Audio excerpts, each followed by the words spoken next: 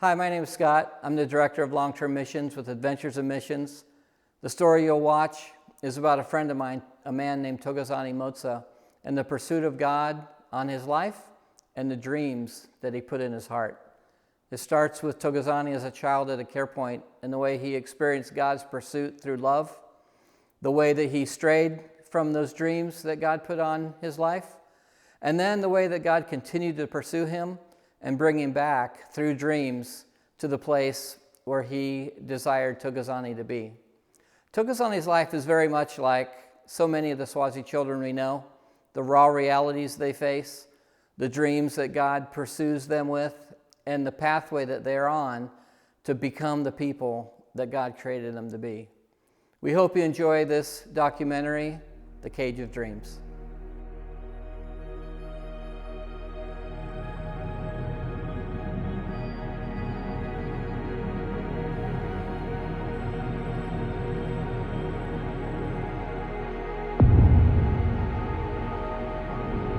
In my head right now, I'm picturing how much of a joy it is for a Swazi child to break free.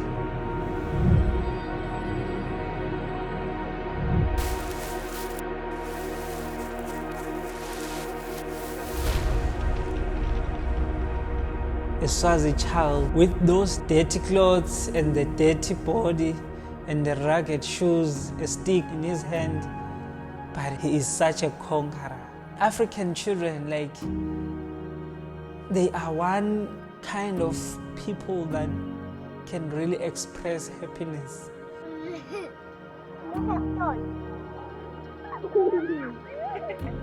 That barefoot and that dirty cloth, it can never equate to the peace and the joy that awaits. They are the dreamers. Great things await for them in the future.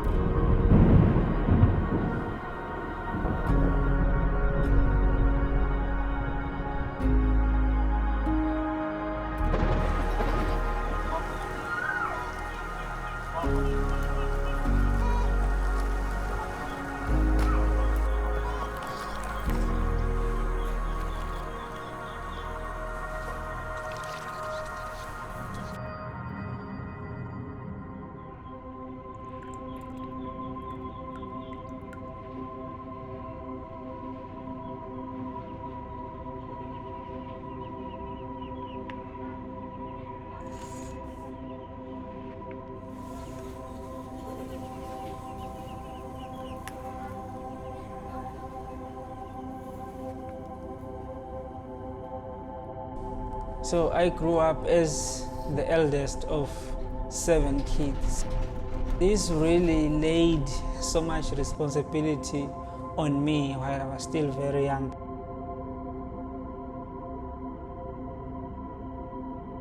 So growing up, all I could think about, it was about cows in terms of their welfare. Were they healthy? Were they well fed? Were they okay? Were they not stolen or captured by other people? So it was all about protecting your father's livestock. So I was taught all that by my father. Me and my father will relate activity-wise. Some work to do. Beyond the work to do, then I couldn't have him.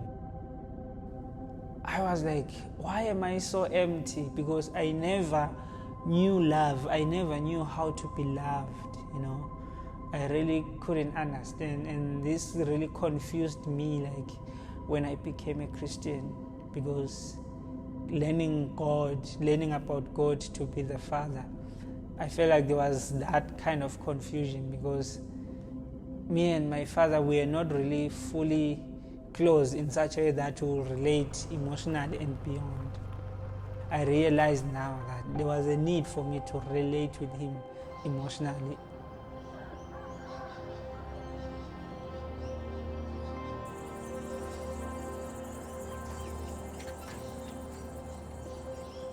I believe every child has a dream, but one thing that shuts off the dream, it is the loss of hope.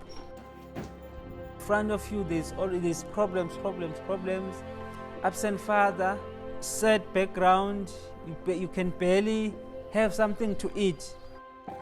As for me, we could barely even afford a better housing. You sleep in a house whereby when it's raining, you have to stand up because you can't sleep. That on its own just box the dream into a very deep black box. So it's a matter now of someone to walk with that special child and help him unbox the dream by being able to confront some of the things that are in front of this child. If those things are not confronted and this child now start to have hope, it's very hard for them to dream. So even for me, it was very hard to dream until being part of the CarePoint helped me to address some of these things, and slowly I was able to unbox my dream. The CarePoint life really helped to bring a significant change into my life.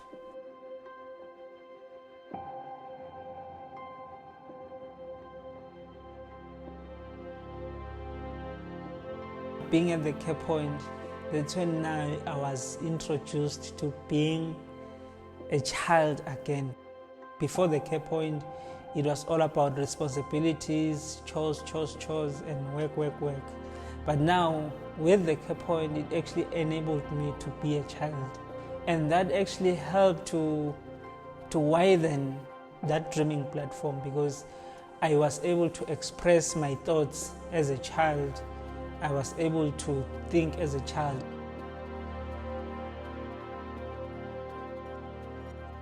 But at the CarePoint, play was the number one thing to be done. It was actually the heart of being at the CarePoint, to play, build relationships and have fun with friends, and also to learn. To bring a platform whereby kids will be allowed to be kids once again, without being afraid of what is going to happen to them. They were allowed to drop every kind of responsibility and come back and be kids like they were ought to be.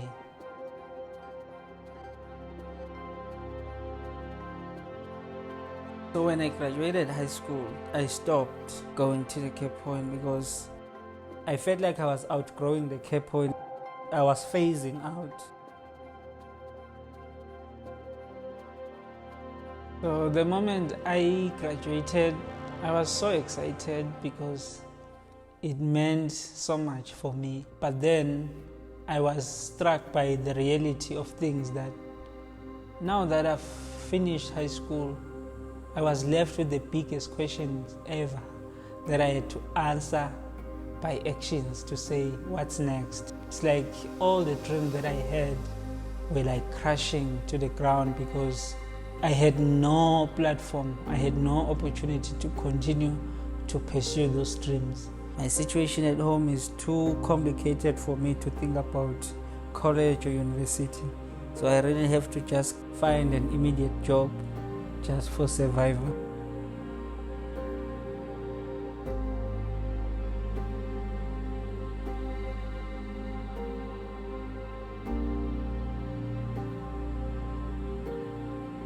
That's when I moved into working in a construction company there. I was really hurting because I gave up my dreams just to push so hard for something that was not going to bring me anything in return.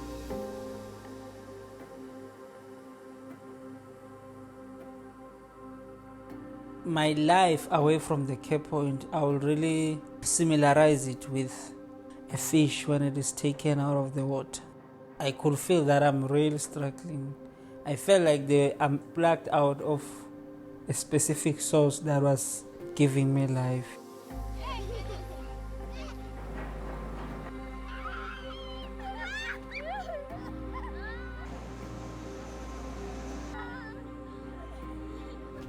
I cannot go back home and cry at home. At home, they are looking up to me now as a grown man, so I can never come back and show that I'm weak. I had to come back with something to show that you guys can trust me because I'm able to provide. I knew that deep down I needed to be out of this place because this place was no longer pleasant to me.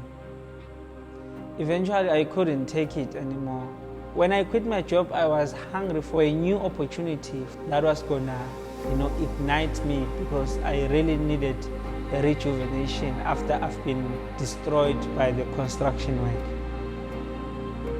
The opportunity that was there for me, it was growing wheat and working in the wheat field. And you know what? I never thought twice. I just said, I wanna do it.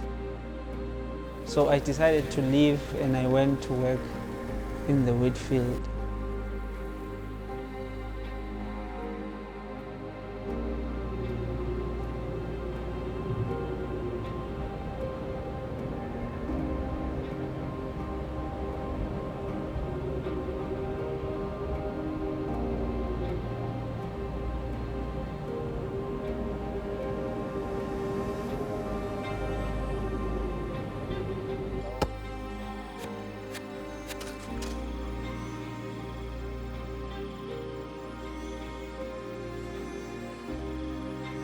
There was that impression that told me that now you just arrived to a table or a platform of money making.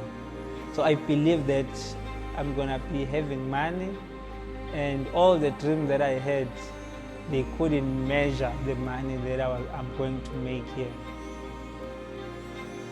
But as time went on, I started questioning that excitement. I started questioning everything about Pittsburgh and the kind of job I was doing.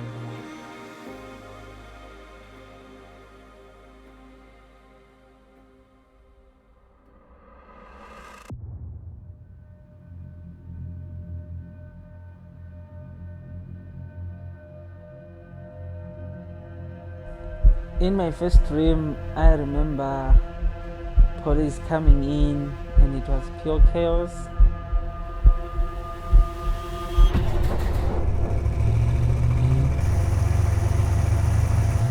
People were crying, screaming, and there was so much yelling.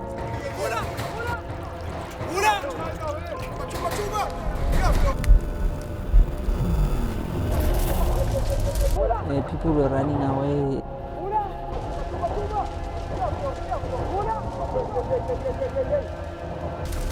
I got caught. I was being thrown into the police van. I didn't know what to do. I was so helpless. I was engulfed in fear and I was so troubled in my spirit.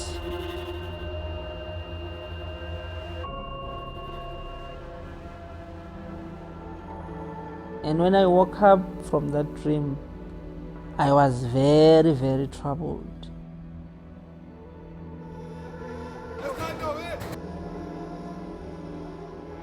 I heard a voice telling me you are not coming back here. It was like someone telling me very huge directive that I can't deny. I was learning to be loyal to him, the one that I'm working for. At the same time, there's this voice that when it speaks, I'm so trembled. I tremble so much that I cannot just ignore the voice. I finally questioned myself to say, why am I here? And from there, I decided that I need to leave here.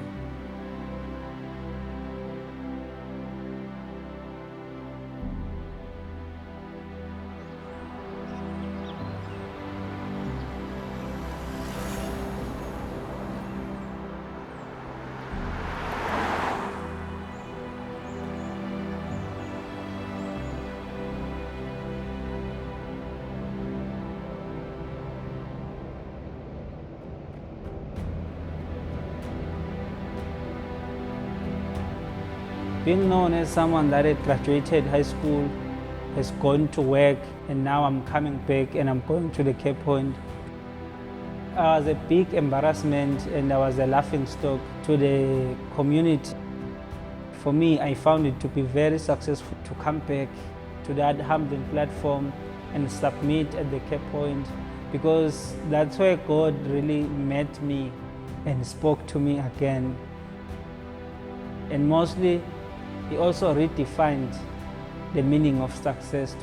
The way I believe success to be, it's living your calling to the fullest. I know what God has called me for, and I'm living and I'm walking in that calling, which makes me to have peace, knowing that whatsoever that I'm doing, it is within His purpose. When His purpose is fulfilled, then I am successful.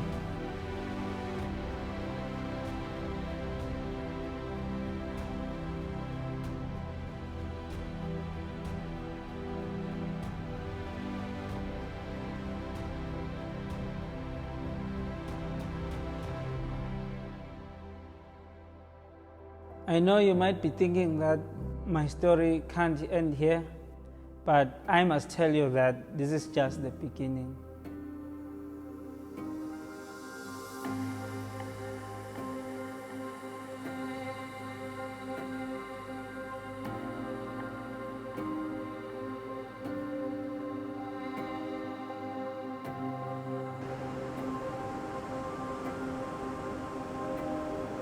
This younger generation that is coming, they are so full of fire and they are so unstoppable. Now they have us, people like me, that have gone through the situation, that have learned life, that have seen things, and I have made a decision to say, I want to invest my life into helping others stand, just as I am standing.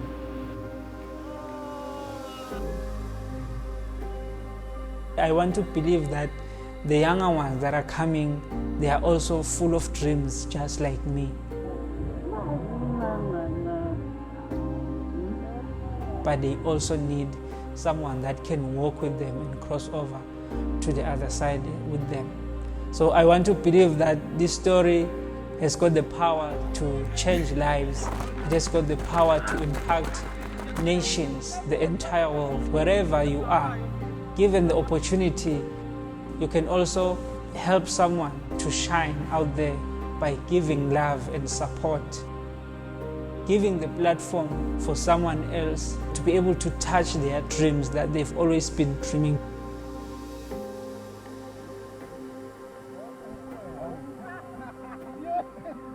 There is nothing as beautiful than seeing a dream being accomplished. So yeah, today we are headed to my graduation here in Durban. I'm feeling so ecstatic about it. It's what I've been looking forward to for the past, few months, ever since I knew that I passed and I'm eligible to graduate. So now today I'm here and I'm so happy. I'm looking forward to it, to celebrate the struggle, to celebrate the grind, all the hard work that have been put into this. So allow me to enjoy myself.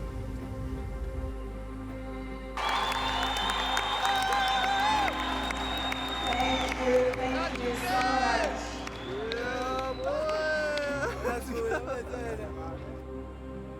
The only thing I live for in this world is to share my life and mourn with those who are mourning, and laugh with those who are laughing, and break bread with those that doesn't have any.